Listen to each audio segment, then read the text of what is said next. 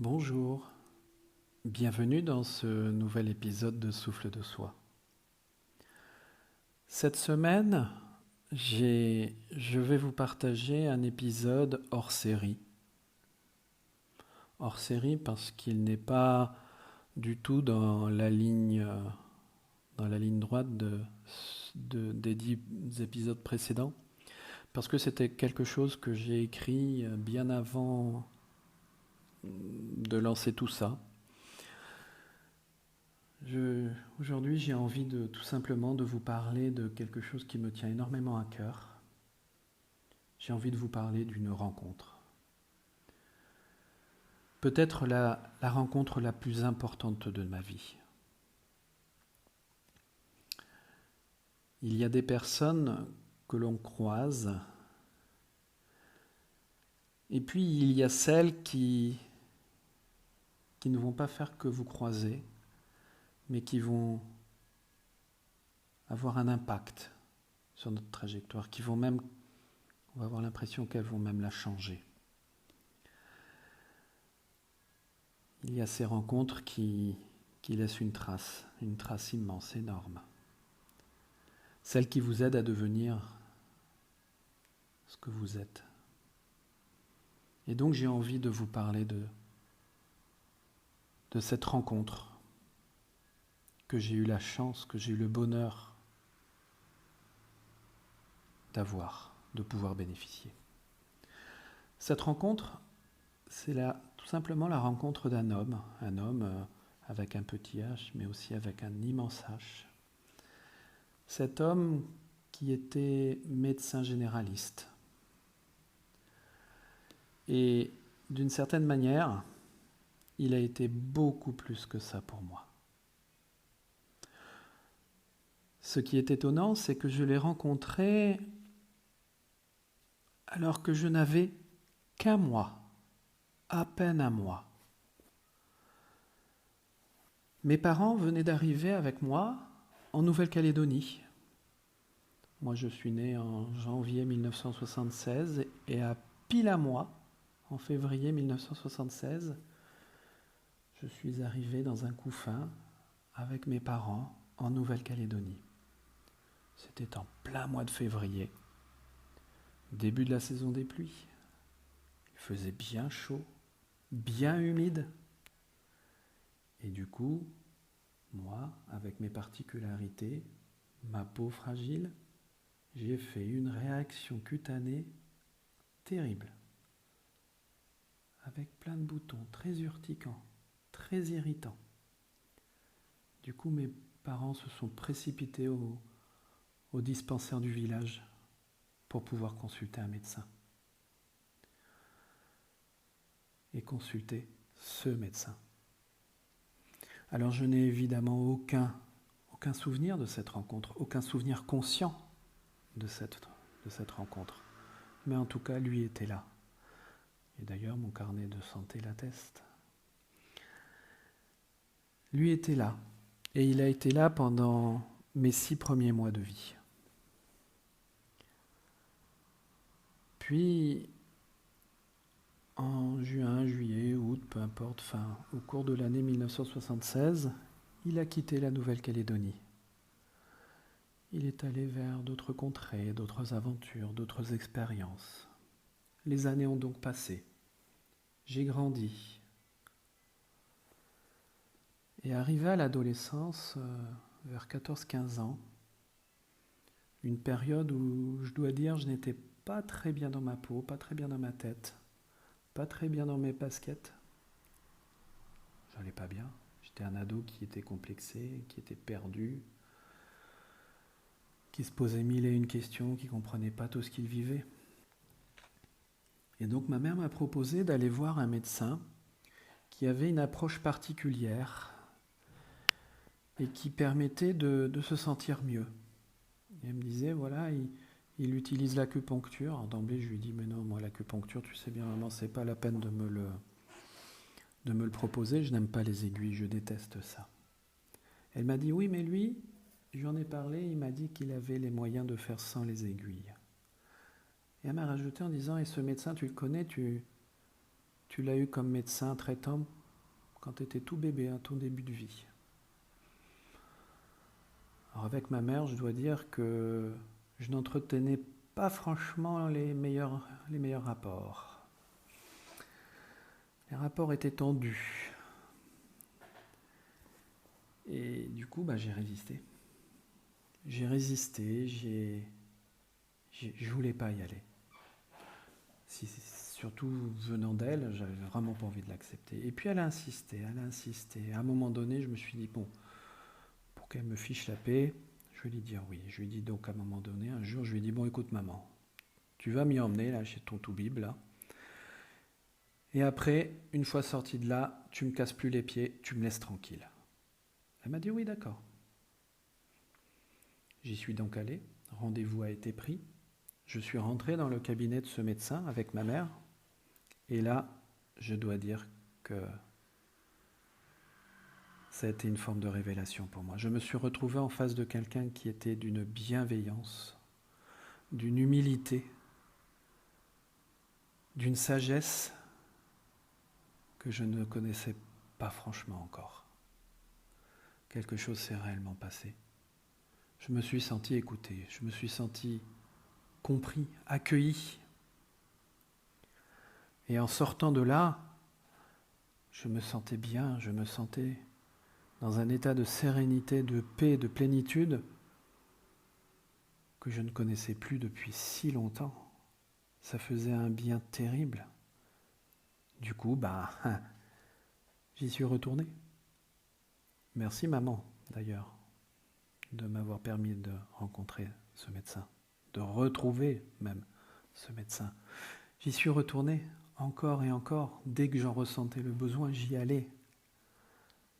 Qu'est-ce que c'était bien d'avoir une porte à laquelle frapper, qu'on vous ouvre, qu'on vous accueille, qu'on vous écoute, qu'on vous entende, qu'on vous comprenne. Et ça a été pendant plusieurs années, jusqu'au moment où j'ai mon baccalauréat, que quelques mois passent et que je quitte le territoire de la Nouvelle-Calédonie pour mes études supérieures à Paris. Paris, qui était pour moi un projet vraiment très personnel, hein. C'était un rêve d'enfant, de venir faire mes études à Paris. Et à chaque fois que je revenais en vacances, en congé en Nouvelle-Calédonie, j'avais envie d'aller le voir. Parce qu'il me faisait du bien, beaucoup de bien. Il me rassurait. Parce qu'il voyait en moi quelque chose que je ne voyais pas encore moi-même. Et que j'ai mis beaucoup de temps à accepter, pas forcément de voir, mais au moins de regarder un peu. Il me répétait souvent que j'étais capable d'apprendre, capable d'avancer, capable de réussir. Il me disait toujours, arrête de douter. Il me disait toujours, fais-toi confiance, laisse-toi aller, ose être ce que tu es. Il me disait ça souvent, ça résonne tous les jours en moi, ces mots-là.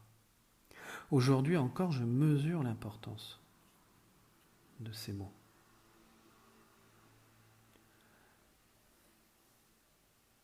Parce qu'il arrive parfois que quelqu'un croit en vous avant même que vous croyez, que vous soyez capable de croire en vous-même. Parce qu'il arrive parfois que quelqu'un croit en nous avant même que nous soyons capables de croire en nous-mêmes. Je suis désolé de me répéter, mais je l'ai tellement mal formulé de la première fois que j'avais envie de le répéter. Et moi, j'ai eu la chance de rencontrer cette personne. Cette personne qui a cru en moi avant même que je sois capable de croire en moi-même. Puis les années ont passé comme ça. Et un jour, j'ai eu des enfants. Des enfants sont arrivés dans mon foyer, dans ma vie, pour mon plus grand bonheur. Et lors d'un voyage en Nouvelle-Calédonie, en visite à la famille, j'ai eu envie que mes enfants rencontrent cet homme. Mais j'ai eu aussi envie que cet homme rencontre mes enfants. Comme si, quelque part, je lui montrais que j'avais été capable aussi d'avoir des enfants. Que la vie me faisait peut-être suffisamment confiance pour me confier des enfants. Ça me faisait plaisir, c'était fondamental pour moi que mes enfants et lui se connaissent.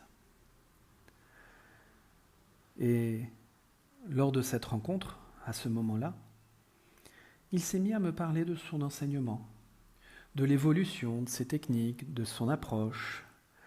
Il m'a dit qu'il formait des personnes à tout ça.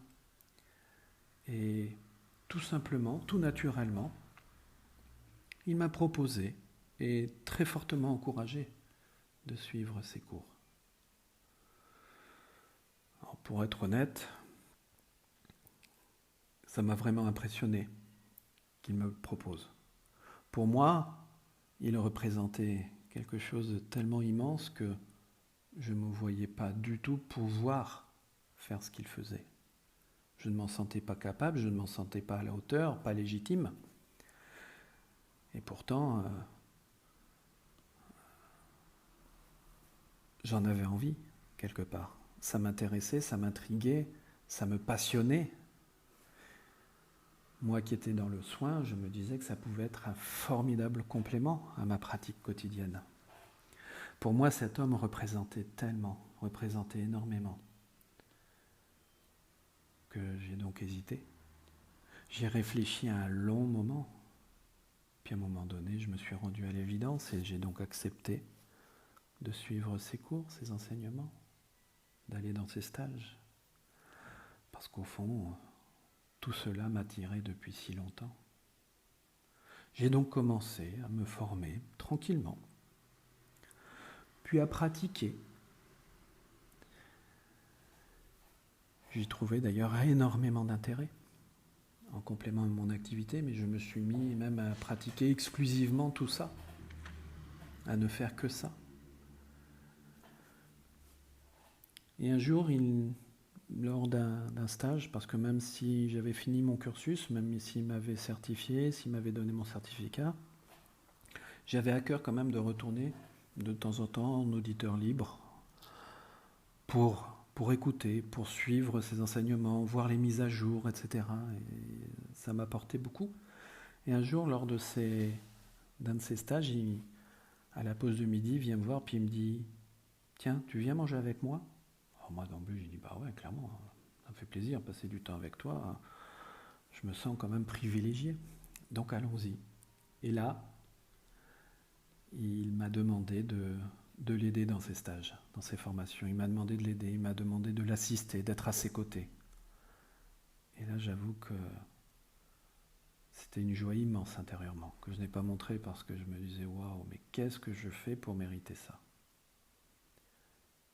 Sans réfléchir, j'ai accepté. J'ai donc passé de nombreuses heures, de nombreuses et belles heures à ses côtés. Ça me permettait de continuer à apprendre, à m'enrichir. C'était d'un tel confort. Et un jour, en sortant d'une séance d'examen qu'on faisait passer aux stagiaires, il m'a dit « Ça me fait énormément de bien que tu sois à mes côtés, que tu sois là avec moi. Ça me fait du bien, ça m'apaise, ça me rassure. » Je dois avouer que cette remarque m'a énormément étonné. Je lui ai dit « Mais non, moi je fais rien pour toi, c'est toi qui en fais énormément pour moi. » Si tu savais la richesse, le confort, les moments merveilleux que ça me permet de passer par rapport à mon enrichissement professionnel, personnel, humain. Il m'a dit non, arrête. T'imagines même pas tout ce que tu peux apporter aux autres. J'ai laissé ces mots en l'air. Enfin, ces mots, je les ai laissés. Je les ai pas vraiment pris pour moi. Je me suis dit, bon, allez, ça sert à rien que j'insiste. De toute façon, il a toujours les mots. Donc j'ai laissé. Et un jour, nous prenions un café lors d'une pause, lors d'un stage. Et puis il me dit, bon, maintenant, à toi de t'y mettre. Il faut que tu te mettes à enseigner, à former. Et là, j'ai résisté. J'ai résisté beaucoup. Je lui ai dit oui, un jour, oui, je le ferai. Mais un jour. J'ai donc repoussé le moment encore et encore. J'ai passé mon temps à ça. Chaque fois, il me disait alors, tu prévois quand? Je disais, dans 3 mois, et ainsi de suite. Je voulais pas y aller. Je voulais pas y aller. Pour moi, c'était tellement confortable, c'était tellement apaisant d'être à ses côtés, d'être dans son ombre, que j'avais pas envie de former. J'avais pas envie d'y aller. Et surtout, je m'en sentais pas capable du tout. Et lui me disait, si, tu es capable, il faut que tu y ailles, il faut que tu y ailles. Il m'a poussé. Je trouvais toujours des excuses. Je lui disais, je me sens pas prêt, je me sens pas légitime. Chaque fois, il me disait, arrête de dire n'importe quoi. Laisse tomber un peu le doute. Laisse ça de côté. Et puis un jour, il est parti. Il est reparti. Il est décédé. Et j'ai ressenti un vide immense. J'ai ressenti quelque chose de très très profond, comme si je perdais un guide, comme si je perdais une des plus grandes lumières, un des plus grands phares sur mon chemin, sur ma route, sur mon horizon. Comme si je perdais une présence et peut-être même la présence la plus importante dans ma vie, sur mon chemin. Alors je me suis souvenu de tout ce qu'il m'avait dit, tout ce qu'il voyait en moi, de tout ce qu'il m'avait transmis, de tout ce qu'il avait accepté de me partager, de toute cette confiance qu'il m'avait prêtée, qu'il m'avait même donnée. Et du coup, je me suis dit, pour tout ça, je dois avancer, j'ai le devoir d'avancer et d'y aller. J'ai donc commencé à former à mon tour, à transmettre, à accompagner, à partager tout ce que j'avais pu capter, tout ce que j'avais pu m'approprier. Car ça, c'est une phrase qu'il avait souvent, qu'il disait souvent, il disait toujours « Appropriez-vous la technique ». Donc je me suis dit, voilà, je vais transmettre, partager tout ce que j'ai réussi à m'approprier de ce que tu m'as transmis. Donc j'ai formé. Et aujourd'hui, avec ce podcast, je crois que je continue encore un peu ce mouvement. Je le fais autrement que je l'ai fait durant ces 10 dernières années. Si je vous raconte cette histoire aujourd'hui, c'est tout simplement parce que je crois très profondément à la force des rencontres. Je ne suis pas sûr, je ne crois pas qu'il y ait des rencontres hasardeuses. Certaines personnes ne restent pas longtemps. D'autres traversent toute une vie, mais parfois, une seule rencontre peut changer une direction. Et lorsque cela arrive, je crois qu'il est important de s'en souvenir. Merci de m'avoir écouté. Et merci à celles et ceux qui, un jour, ont cru en moi. Merci à toi là-haut d'avoir été sur mon chemin, à chacun de mes carrefours. Merci pour tout. Je ne t'oublierai jamais. J'ai toujours la sensation que tu es quelque part pas loin. Merci.